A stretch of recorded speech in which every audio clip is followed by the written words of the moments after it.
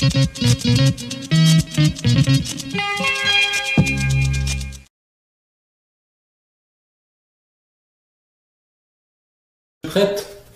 à l'individu A.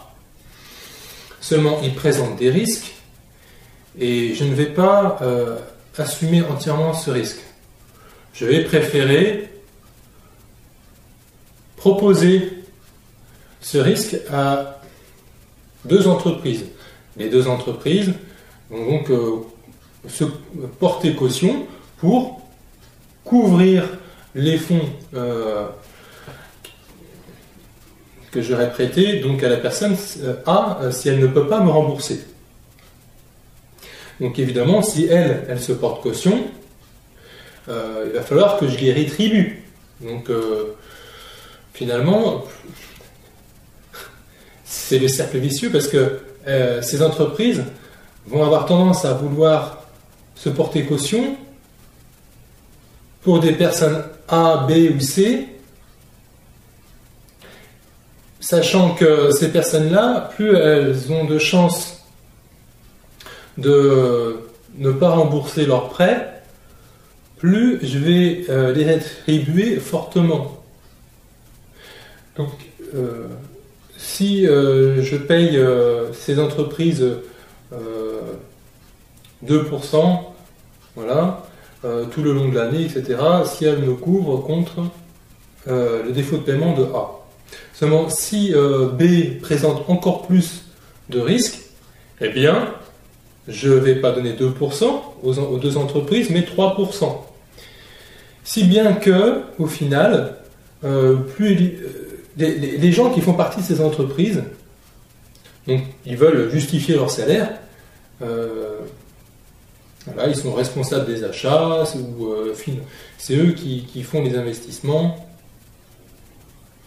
notamment pour les fonds de pension, pour les retraites, voilà.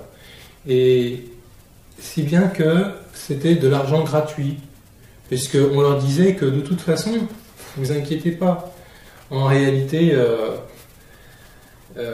ces entreprises ne présentent aucun risque, il n'y a pas de souci, donc ils recevaient mes 2% ou mes 3%, alors que eux pensaient que ça en valait vraiment la chandelle, puisque A ne risquait pas d'avoir un défaut de paiement, c'était vraiment quelqu'un de sérieux, hein, bien sous tout rapport, donc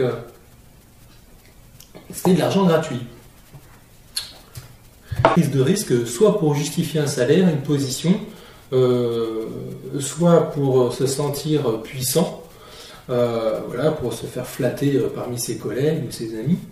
Provoquer finalement volontairement la chute de sa boîte pour partir plus tôt que prévu avec un parachute doré. Voilà, parce qu'il a déjà des vues sur une autre entreprise encore plus intéressante.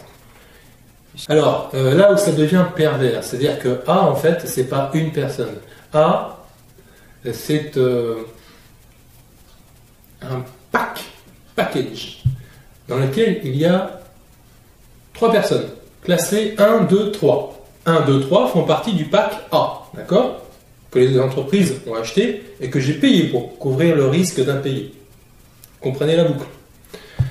Donc, si 1, 2, 3, eh bien, ne risque pas de faire un défaut de paiement, alors c'est aux avantages de l'entreprise. Et moi, j'aurais perdu de l'argent, puisque j'aurais très bien pu assumer le risque, plutôt que de faire assumer le risque aux autres. Les autres que j'ai payés, pour assumer le risque à ma place. C'est tout simplement parce que j'ai fait croire qu'il n'y avait pas de risque, parce que j'ai fait un package A, ou AAA, AA++, mais que dans lequel il y avait donc des catégories 1, 2, 3. Et dans ces catégories, 1, 2, 3 sont classées donc par ordre de grandeur, donc des personnes représentant des risques plus ou moins importants. Et que dans la catégorie 1, c'est un risque d'impayé quasiment nul. C'est-à-dire une grosse firme, certainement de l'informatique, ou des choses comme ça. Sur rue, voilà, IBM, des choses comme ça. Ensuite, il y a des gens comme vous et moi, des gens normaux, pour lesquels il y a eu une enquête. Par exemple, en France, on ne peut pas dépasser les 33% d'endettement. Ceux qui font des crédits, ils ont fait une enquête, ils ont relevé les relevés, parce que moi-même, quand je travaillais en tant que commercial dans la FNET, je faisais plus de dossiers de financement qu'un banquier, sincèrement. Je pense que par mois, je faisais 10 fois plus de dossiers de financement. C'était surtout chez Franc Finance que n'importe quel autre banquier. Mais quand moi je réunissais tous les documents, donc je vérifiais donc le relevé d'identité bancaire, je demandais donc l'avis d'imposition, est-ce qu'ils ont combien coûte le crédit de la maison, s'ils ont un crédit de la voiture, je demandais est-ce qu'ils ont d'autres crédits à rembourser, dans combien de temps est-ce qu'ils sont remboursés pour calculer le montant de la mensualité et donc la durée. Voilà. Donc moi je faisais le travail sérieusement, mais c'est pas du tout le cas aux États-Unis, dans le sens où de toute façon, si ils ne remboursaient pas, c'était pas grave, puisque le risque était pris par d'autres. Donc moi je n'en ai rien à faire, hein. Si c'est pas lui qui paye, ce sera l'autre, ce sera les entreprises. Donc c'est toujours la même chose. C'est des commerciaux, et les commerciaux, ils veulent leur commission, et ils sont prêts à, comment dire, en fait, ils en ont rien à foutre. Voilà. Ça dépend des personnes, mais il y a des personnes qui n'ont absolument rien à faire de faire signer des prêts à des personnes sachant pertinemment qu'ils ne pourront jamais rembourser, tout simplement pour prendre un pourcentage au passage. J'en sais quelque chose. Non pas que moi je l'ai fait, bien que je ne suis pas fier de certains dossiers qui ont été un petit peu limites. Et par contre, il y en a, il faut vraiment être vicieux, c'est-à-dire qu'on va oublier de mentionner que vous avez un crédit pour la voiture, voilà. Donc c'est du mensonge, c'est traficoté, c'est voilà, sachant que ils en sont parfaitement conscients, mais que voilà, ils n'en ont rien à faire, bref. Donc, c'est-à-dire qu'aux États-Unis, il y a des commerciaux qui ont fait des commerciaux. Quand je parle des commerciaux, c'est les vendeurs CTLM, par exemple. Vendeurs de voitures, vous faites un crédit CTLM, donc c'est les crédits revolving. Donc c'est normal que ça soit du 19%, hein, puisque c'était tout dans leur avantage si la personne qui n'avait pas qui avait signé le contrat, si elle n'arrive pas finalement à le rembourser, c'est tout dans leur avantage. Enfin bref, c'est très très très vicieux, c'est des mathématiques, c'est comme ça. Et il n'y a aucun sens humaniste là-dedans. C'est juste un chiffre d'affaires à respecter, des calculs, voilà. La personne, si elle souffre, si elle n'a plus de quoi manger, si elle se retrouve dehors parce qu'elle n'arrive plus à payer sa maison, on n'en a rien à foutre. C'est ça le problème. Et donc, ce qui s'est passé, donc c'est ce qu'on appelle en fait, dans le groupe A, il y avait un groupe pourri, c'est-à-dire que comme les Américains ont vendu des maisons à des gens qui n'avaient pas la possibilité financière de rembourser cet emprunt, eh bien, c'était pas grave, et en plus parce qu'ils partaient sur le principe que de toute façon, si tu achetais une maison à $100 000, dans 5 ans, elle vaudra $200 000. Donc à partir du moment où la personne ne peut plus la rembourser, donc la banque la récupère, et la banque récupère une maison à 200 000. Donc avec une maison qui a 2 fois la valeur qu'au départ. Donc elle va pouvoir la revendre encore plus cher et faire des profits par rapport à ça. Et se rattraper, bref. Le problème, c'est qu'il y a eu beaucoup de licenciements aux États-Unis à cause de la délocalisation des grandes entreprises et que toutes les plus grandes marques aux États-Unis, il ne faut pas croire, elles font toutes fabriquées en Chine. Je suis désolé, mais c'est comme ça. Donc, moi j'achète l'USA, non mais c'est rapatrié aux USA pour être redistribué ensuite en Europe. D'accord? Bien. Ce que je voulais dire. Les licenciements ont fait que aussi le prix des maisons a extrêmement diminué. C'est-à-dire qu'à partir du moment où les gens n'ont pas le choix, doivent vendre leur maison parce qu'ils n'arrivent pas à rembourser leur emprunt, et donc ils le vendent presque aux enchères, et ils vendent leur maison pas cher. Ce qui fait que dans un pâté de maisons, les maisons qui sont à côté, si cette maison-là s'est vendue 100 000 euros, les autres qui sont censés valoir 200 000, ah ben non, leur prix il chute énormément. Voilà. Parce que soit le quartier vaut cher, ou soit le quartier vaut pas cher. Et les premières maisons qui sont vendues, forcément, elles sont vendues rapidement, pas cher, parce qu'il n'y a pas le choix. Donc forcément, toutes les autres ont eu leur valeur diminuée. Les banquiers se sont retrouvés avec des tas et des tas et des tas de maisons qui ne valaient plus rien. Donc finalement, ce fruit pourri dans le groupe des A, c'est ça, c'est l'immobilier aux États-Unis. C'est normal. Ils croyaient que en faisant des demandes de crédit pour des stripteaseuses, ou bien par des gens qui sortent de prison, donc qui vont avoir du mal à trouver du boulot, ou bien à des grands-mères de 75 ans, des crédits de 200 000 $ sur 30 ans, non, c'est juste fou. Ils ont fait n'importe quoi, et aujourd'hui, c'est pas eux qui vont subir les conséquences, c'est nous tous. Parce que dans le groupe A, je vous ai dit qu'il y avait le 1, le 2, avec l'immobilier, des gens qui ne sont pas capables de rembourser, mais le 3, c'est la dette souveraine des pays. Il y avait une petite partie dans le groupe A de la dette souveraine des pays. Donc voilà pour comment, en fait, en faisant ces packages, eh bien on s'est retrouvé à rassembler finalement le problème de la crise et de la dette de l'Europe. Et que ça fait l'effet domino.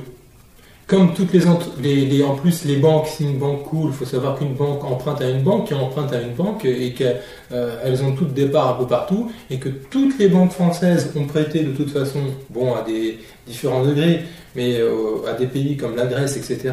Je vous parlais au début de l'année, je vous disais, la Grèce, ça va poser problème. Et les gens m'ont dit, mais t'es raciste. Mais non, je parlais des États, et que c'est sûr que quand un État met ses fonctionnaires de 50 ans à la retraite, c'est pas possible, ça marche pas. Ça ne peut pas marcher. Donc voilà. Donc, à cause du laxisme des dirigeants de Grèce, nous, aujourd'hui, on va en payer les pots cassés. Donc,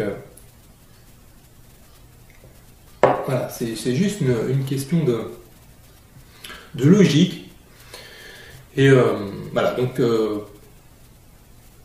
aujourd'hui, dans l'histoire, il n'y a pas eu de probabilité aussi importante d'avoir un krach boursier mondial imminent. C'est que l'euro, l'argent, vos devises ne valent plus rien. Et il y aura forcément en plus une obligation de faire fonctionner la planche à billets. Alors, la planche à billets, j'ai longuement réfléchi là-dessus. Au début, je croyais bêtement que c'était une métaphore. Et que j'arrivais pas à comprendre la métaphore. Personne n'était capable de me l'expliquer simplement. Et en fait, non, c'est pas une métaphore. C'est réellement, on parle d'imprimerie, de machine rotative qui imprime sur du papier, papier toilette, on ne sait jamais que la même chose. Donc, on appelle ça aussi des billets Monopoly. C'est des faux billets, c'est-à-dire qu'avant, on faisait une quantité de billets équivalente à la quantité d'or qu'on avait en stock. Le problème, c'est qu'aujourd'hui, Sarkozy, il a vendu, je crois, 600 tonnes d'or. Ce qui compte, lui, c'est qu'il soit réélu. Hein. C'est tout ce qui l'intéresse. Donc on n'a plus d'or. Mais il va nous falloir de l'argent. Donc comment on fait? Le cas désespéré, et à chaque fois ça se traduit par un chaos, on fait marcher la planche à billets. Donc, d'un seul coup, tout le monde a plein de billets, tout le monde d'un seul coup a une augmentation de salaire, c'est extraordinaire. C'est reparti la croissance. Non, c'est pas ça. Les prix dans les grandes surfaces pour l'alimentation vont augmenter. Mais ils vont augmenter de manière radicalement différente de ce qui s'est passé depuis la création de l'euro. C'est-à-dire que, je me souviens à l'époque, quand j'étais gamin, ma mère faisait son caddie de course, le remplissait à ras-bord pour 400 francs. Aujourd'hui, c'est la même chose, mais ça coûte 400 euros. Sauf que 6 x 4, 24, donc ça fait 2400 francs. Mais là, on va au-delà.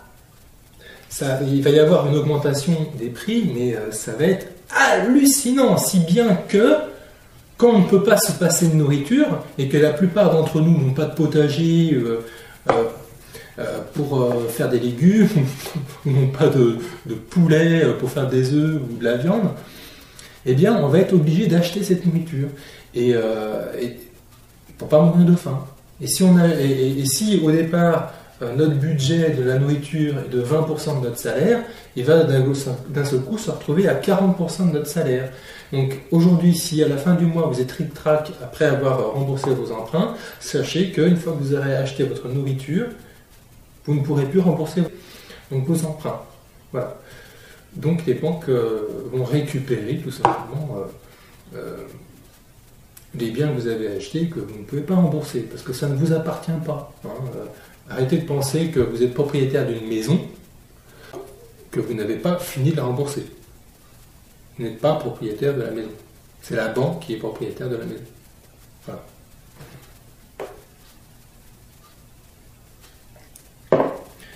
Au niveau de la sécurité, le survivalisme, c'est en gros mieux prévenir que guérir.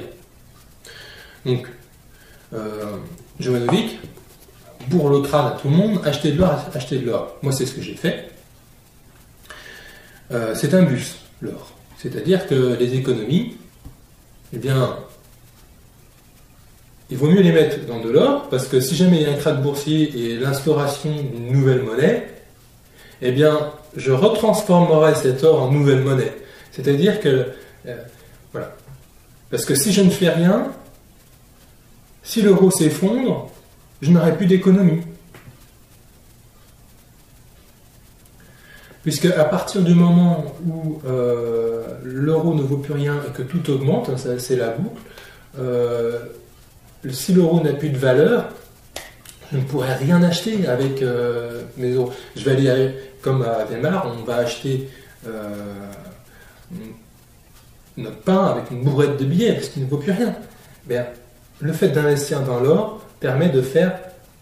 Parce que l'or ne va jamais ne rien valoir, c'est pas possible. Donc, c'est un bus. On met l'argent dans le bus, qui traverse la période de crise, et quand la crise est terminée, et que la croissance est repartie, on sort du bus. Voilà. L'or, c'est un bus. Et nos économies sont les passagers. L'argent, c'est une connerie. Je parle de l'or. L'argent est aujourd'hui considéré comme matériau équivalent à du cuivre. C'est un sous-produit du cuivre. On cherche du cuivre qui vaut une fortune pour fabriquer des câbles électriques, des ordinateurs, etc. Et que on en ressort une petite quantité d'argent. L'argent sert aussi pour l'industrie. Voilà. L'argent n'a plus la même valeur qu'avant. J'ai quand même acheté des pièces de 50 francs Hercule. Là, aujourd'hui, je les ai trouvées aux alentours de 25 € pièce. Voilà.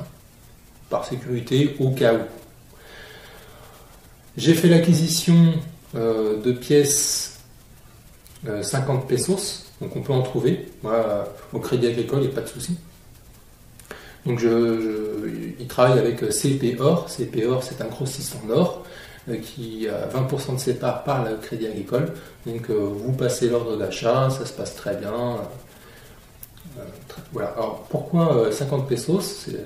En fait, on appelle ça le petit lingot, c'est la plus grosse pièce d'or qui existe, mais simplement parce que dans une pièce, il y a la prime. C'est-à-dire, qu'est-ce que c'est la prime? C'est la différence qu'il y a entre la valeur de la pièce et l'or qu'elle contient. C'est-à-dire que... Mais il y a aussi au niveau de la confiance. Et une des pièces qui a la prime la plus basse, c'est le 50 pesos en or, la pièce mexicaine. Voilà, c'est comme ça.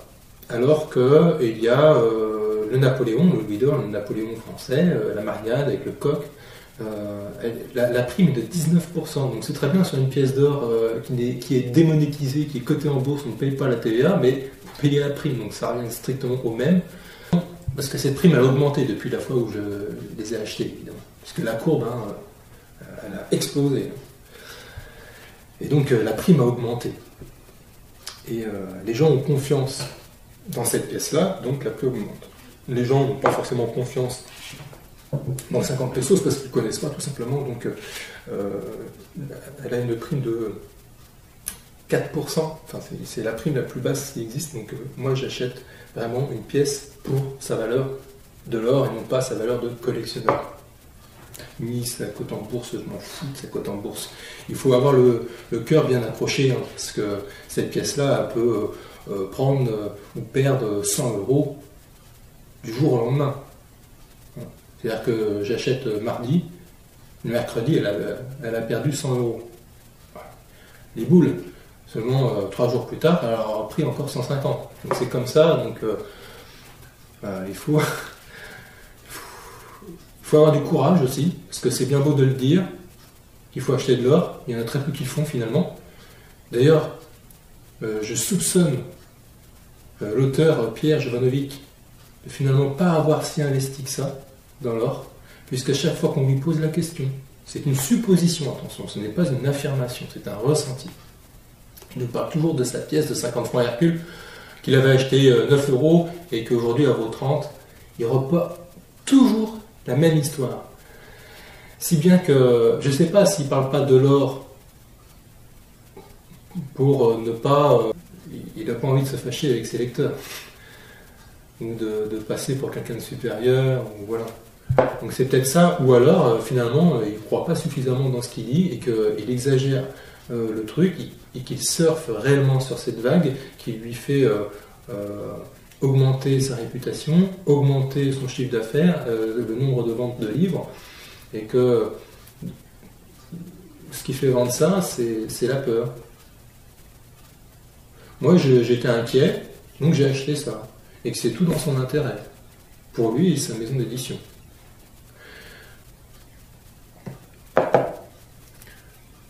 Bon.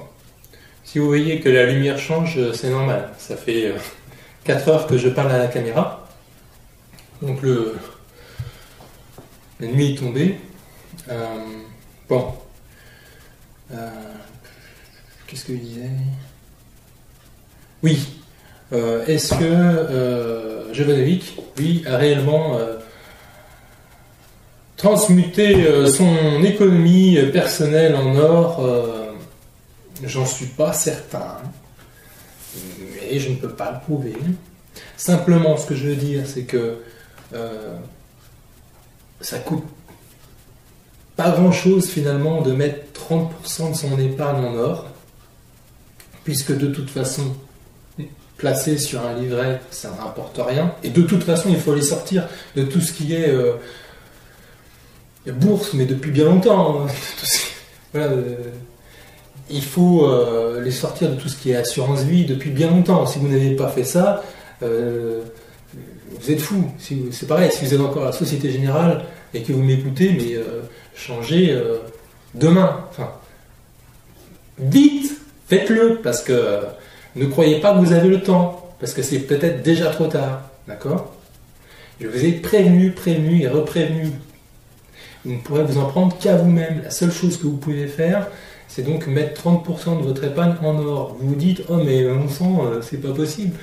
Là, il est au plus haut, la bulle de l'or est en train d'éclater.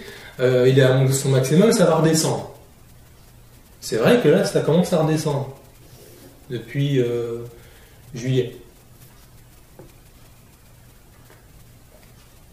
Le problème, c'est que l'humain réagit toujours pareil, finalement, et que les traders, ce sont des grands historiens, et ils connaissent la nature humaine. Et c'est vrai, peut-être que ça commence à redescendre, mais par contre, ça va remonter. Et après, ça va redescendre, et après, ça va remonter, etc. Tant que les gens n'auront pas confiance, tant que cette situation ne sera pas réglée, les gens continueront d'investir dans l'or, puisque c'est la seule valeur refuge qui existe aujourd'hui. La seule. Il n'y a que ça. Alors, si jamais il ne se passe rien, c'est débile, en effet, parce que vous aurez acheté une pièce comme le 50 pesos à 1600 €, et que quand vous voudrez la revendre, elle ne sera plus qu'à 1000 €, vous aurez perdu 600 € par pièce. Soit. On va prendre un autre exemple. Au début de l'année, quand j'ai acheté Napoléon, 196 €, aujourd'hui, il vaut 296 €. Donc j'ai gagné 100 € par pièce. Vous vous souvenez, il y en avait 15. J'ai gagné 1500 €. Si vous aviez fait la même chose que moi, au moment où je vous l'ai dit, et que vous vouliez vendre vos pièces maintenant, vous auriez déjà gagné 1500 €. Combien vous rapporte votre livret A? Vous pouvez me le dire? C'est qui le fou? Je suis sûr que parmi vous, il y en a qui pensent que je suis fou. C'est les gens les moins informés, les moins au courant, qui connaissent rien à l'économie. Les fous, c'est vous. C'est vous les fous. Alors, je ne vais pas m'éterniser, simplement. Donc là, nous sommes en train de rentrer, on a déjà mis quand même un pied dans les élections présidentielles. Donc là, il va se passer quelque chose en 2012, rien à voir avec les Mayas, mais les Français ont la possibilité de réécrire leur histoire. L'histoire que d'autres ont voulu écrire à leur place. Être un citoyen français, c'est se distinguer. On ne peut pas être français si on est européen. On ne peut pas être italien ou grec si on est européen. On est européen. Mais si on a c'est quelque chose en nous, ce patriotisme qui, comme l'a dit quelqu'un, qui finalement nous rassemble, mais en même temps nous divise à l'intérieur de notre propre pays, puisque il y a en fait des communautés dans notre pays, et on n'est pas forcément tous amis les uns avec les autres. Et c'est là où je rejoins complètement, comment il s'appelle, un nom à rallonge, Nicolas. Eh oui, un Nicolas, mais c'est pas le même. Dupont-Aignan. Nicolas Dupont-Aignan, il a toujours pas ses 500 signatures. Par contre, il se présente au présidentiel. Et ce gars-là, il a tout compris. Il a tout compris. Parce que la seule possibilité qui s'offrait à nous pour nous sortir de la merde, c'était le Front National avec Marine. Marine qui est différente, complètement différente de son père, malgré ce qu'on en dit. Et les bouquins comme Le piège, Marine, etc., ça c'est que de la merde. En plus, c'est écrit par quelqu'un qui connaît rien à l'économie, qui croit qu'avec une dette en euros, si on la mettait en francs, elle serait encore plus grosse. Je crois qu'elle, elle sait même pas faire 1 + 1 = 2, quoi. C'est pas possible. C'est pas possible d'être aussi con et de se permettre d'écrire un livre, alors qu'on est plus bête. Il n'y a pas. On ne peut pas être plus bête que ça. Et on se permet d'écrire un livre pour donner des conseils aux autres. Ça me met hors de moi. Donc, pour sauver la France, donc je sais pas, j'ai pas vu les élections. Je crois que Montebourg, il est pas trop mal, visiblement il est très apprécié. Marine, elle a tout compris. Donc je me fous de tout ce qui est antisémitisme. Je suis pas antisémite. Les juifs, il y a des connards parmi les juifs, il y a des connards parmi les musulmans, il y a des connards parmi les politiques, il y a des connards partout. Donc, moi je suis pour les gens intelligents. Peu importe leur religion, peu importe leur parti politique.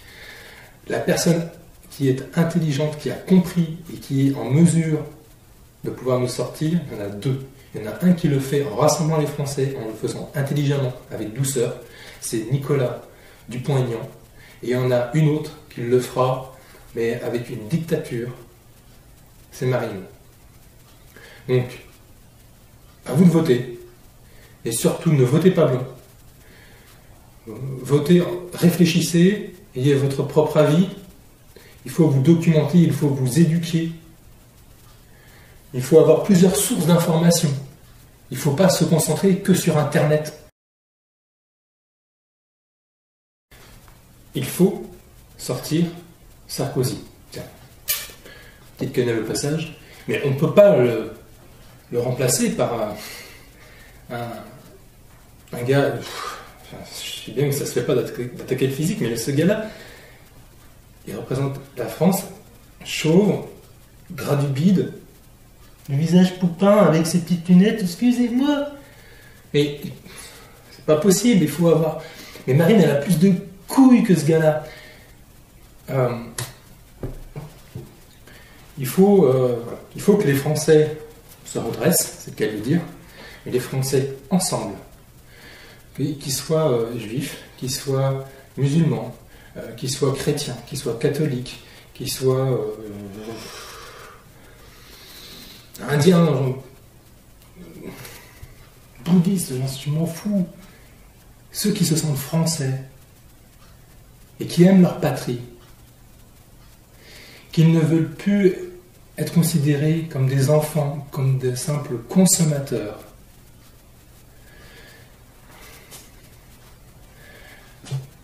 Qu'ils manifestent ce qu'ils ont dans leur cœur, qu'ils se mobilisent, qu'ils aillent voter pour sortir de la France de la merde dans laquelle on est. Et que, même si c'est dur, sortir de l'euro est probablement la seule solution que l'on ait. D'accord ?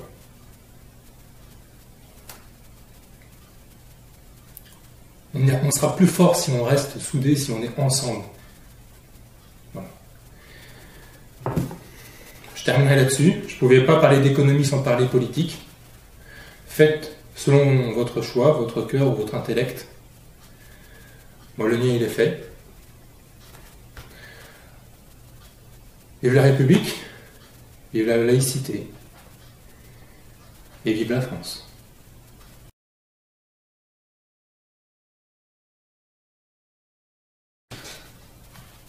Rapidement, une petite parenthèse. Un petit mot sur les francs-maçons. La franc-maçonnerie. A-t-elle un pouvoir réel, un pouvoir occulte? Est-ce vraiment la sphère où se prennent toutes les décisions, en amont même des votes pour voter une loi ou non? Alors, j'ai été complètement indigné, c'est le mot, quand j'ai vu Mélenchon sur un plateau de télé répondant à des questions de journalistes. Il se met comme ça en arrière en disant, sûr de lui, oui, nous, au Grand Orient, nanana. Les journalistes le regardent, ils disent, ah bon, vous êtes franc-maçon? Mais vous savez que vous devez le dire, parce que la loi est passée, tout franc-maçon doit le déclarer, parce qu'on ne veut pas, justement, qu'il soit jugé par un autre franc-maçon, etc. Et là, d'un seul coup, il s'est dit, oh là, merde, j'ai dit une connerie. Je vais essayer de noyer le poisson. Oui, non, j'ai jamais dit que j'étais franc-maçon. Non, un gars comme ça, simplement, ça ne me donne pas envie de faire partie de son club. En plus, mais aujourd'hui, la franc-maçonnerie n'a rien à voir avec l'origine.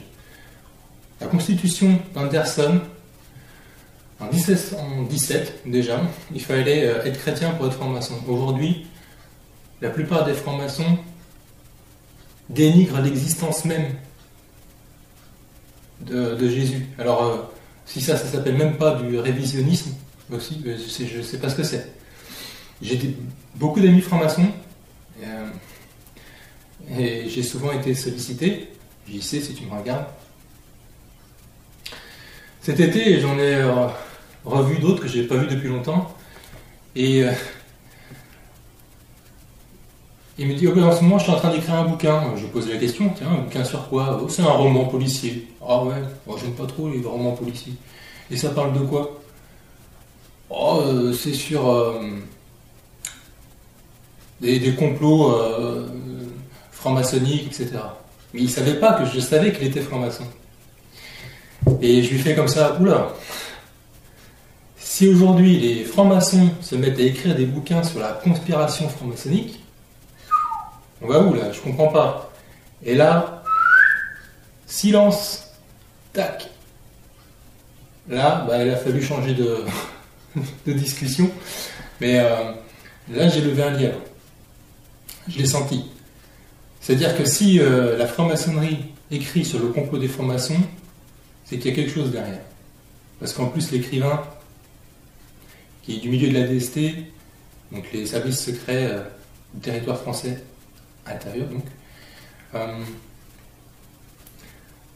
il y a quelque chose là-dessous. Je ne sais pas ce que c'est exactement, mais je me dis c'est pas normal. Est-ce que c'est pour justement entretenir cette idée de mystère, de secret, justement pour rallier d'autres personnes qui sont attirées vers ça? Possible. Est-ce que c'est pour son propre plaisir personnel? Ou alors parce que c'est ce qu'il connaît le mieux?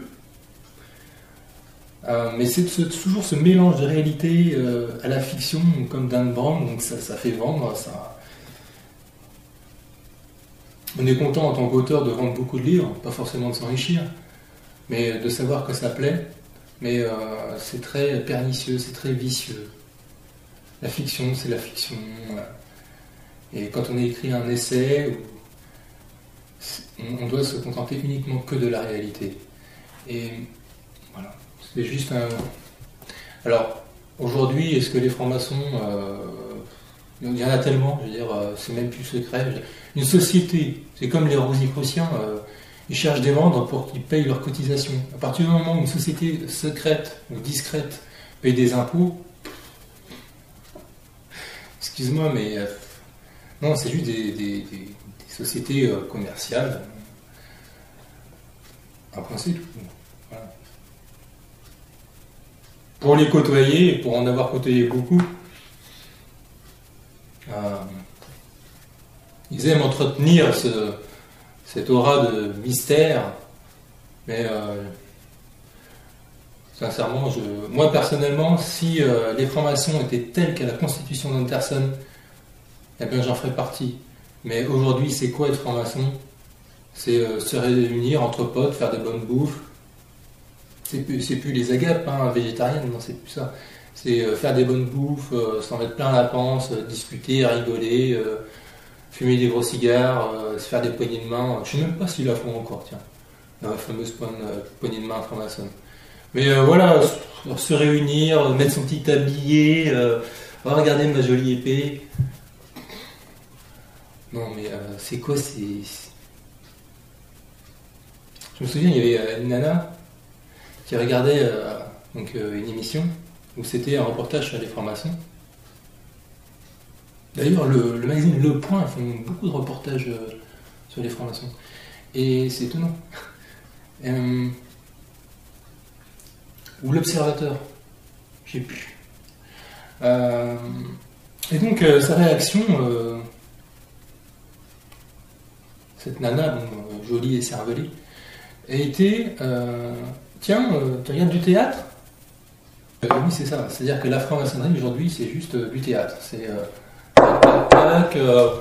on parle avec une grosse voix, les yeux bandés, il y a des gens qui vous parlent tout autour sans savoir ce qui se passe, on peut répondre à des questions, il y a des gens qui s'assiedent, qui écoutent.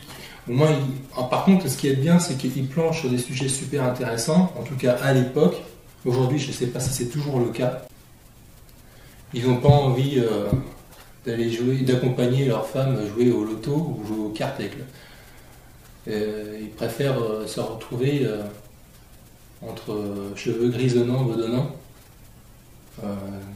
Se dit, voilà, ils se donnent l'impression d'avoir de l'importance, mais en réalité, au fond d'eux-mêmes, ils savent très bien que c'est que du vent, que c'est rien du tout, et que c'est juste fantasmagorique. Voilà. Donc, pour en finir avec les guillemets qui commencent à devenir à s'étendre, simplement, la franc-maçonnerie, c'est pas des méchants, c'est comme le Rotary, des œuvres de bienfaisance. C'est des gens, pour la plupart, bien, et pour la majorité, des affairistes, qui se disent que pour avoir du succès dans mes affaires, il faut que je sois franc-maçon. Et à partir du moment où tu te mets franc-maçon pour avoir du succès, tu n'es moins que rien. Tu es une grosse merde. Si tu n'as pas suffisamment confiance en toi pour penser que tu es en mesure de pouvoir toi-même et par toi seul obtenir le succès que tu attends. Voilà. Pour ceux qui croient encore au complot judéo-maçonnique,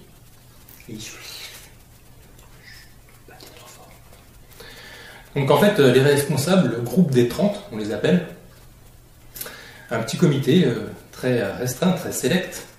Donc c'est le groupe qui s'est servi de manière mal intentionnée de la nouvelle formule mathématique améliorée par notre mathématicienne préférée, Blitmaster. Alors, les noms. Président Walker, ancien gouverneur de la Fed. Bell, Ahmad, Belcerovitch, Caruana, Cavallo, Corrigan, Romero, Draghi, Weinstein, Ferguson, Fischer, Neto, Dössler, Hildebrand, Frankel, King, Krugman, MacDougall, Martinez, Badoa, Chioppa, Rhodes, Rogoff, Tarman Shumagaratnam, Masaki Shirakawa, Jean-Claude Trichet, ancien directeur de la Banque de France, président de l'actuelle BCE,